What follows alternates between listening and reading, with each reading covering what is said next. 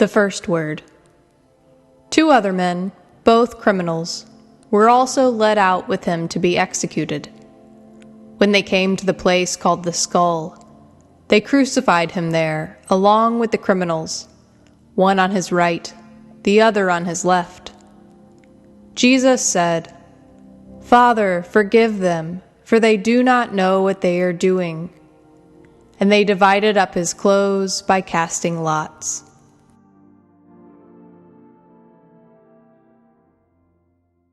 Greetings. My name is Seth Major, and I serve as lead pastor of Reachway Church, which gathers in the North Valley neighborhood of Peoria, Illinois, just northeast of our downtown. Thank you for your willingness to engage in this audio series. The words, "Father, forgive them, for they do not know what they are doing," are accredited to Jesus only in the Gospel according to Luke.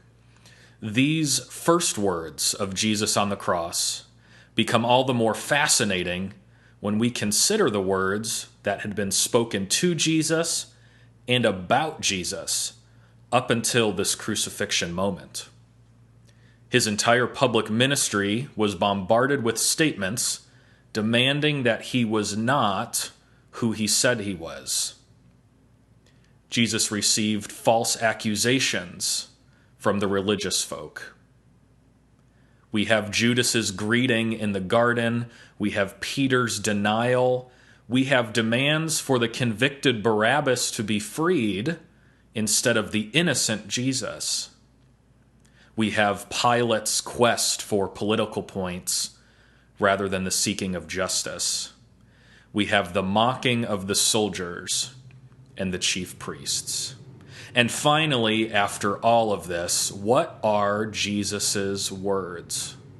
Father, forgive them.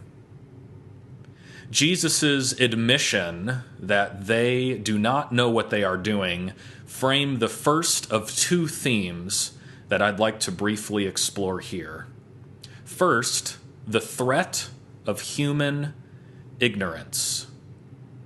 To not know what you are really doing, and yet speaking, deciding, and acting anyways, is a form of ignorance. This moment of ignorance is interwoven in the messaging of the first church movement found in the book of Acts.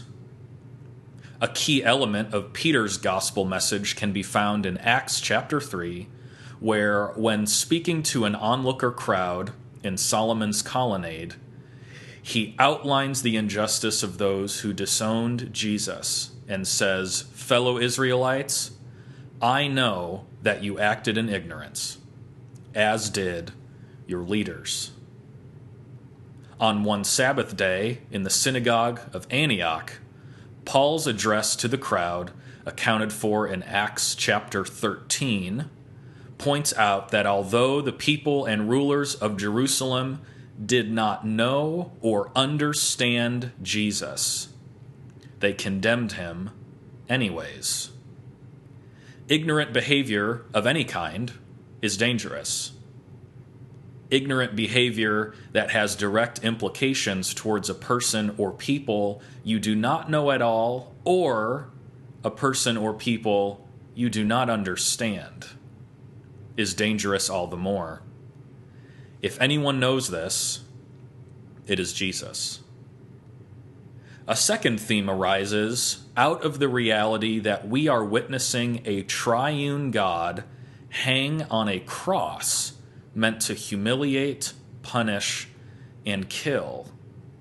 If this is, in fact, the divine God manifested in the person of Jesus Christ, then Jesus' words, "Forgive them," gives us insights into the nature of the forgiveness of God that, in this moment, has now been given a fully realized earthly pattern. In the moment of his stoning, accounted for in Acts chapter 7, Stephen, tragically yet beautifully, recounts the crucifixion as he himself petitions, "Lord, receive my spirit.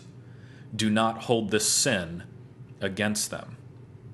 and Paul, the one who, before encountering Jesus, approved of and witnessed the stoning of Stephen, stresses throughout his ministry to the Gentiles that we are to forgive in the same manner as Christ forgave us.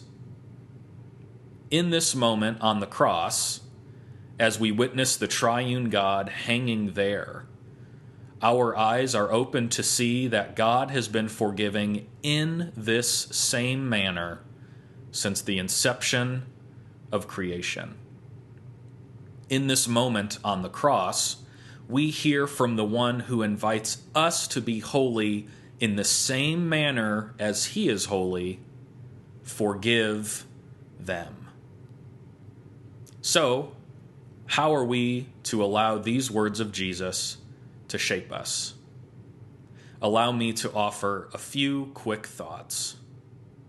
Let us resist the temptation to seek out and identify the ignorant, only to forgive them, for there we run the risk of avoiding the plank in our own eye.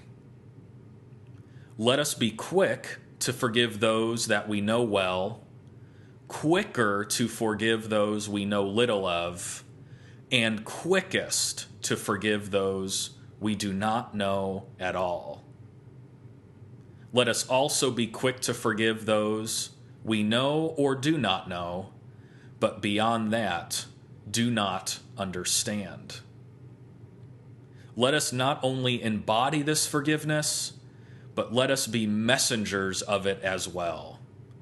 In a finger-pointing world, radical, scandalous forgiveness just might bring peace in the most unexpected of ways. Blessings to you in this Holy Week as we journey to the cross with Jesus.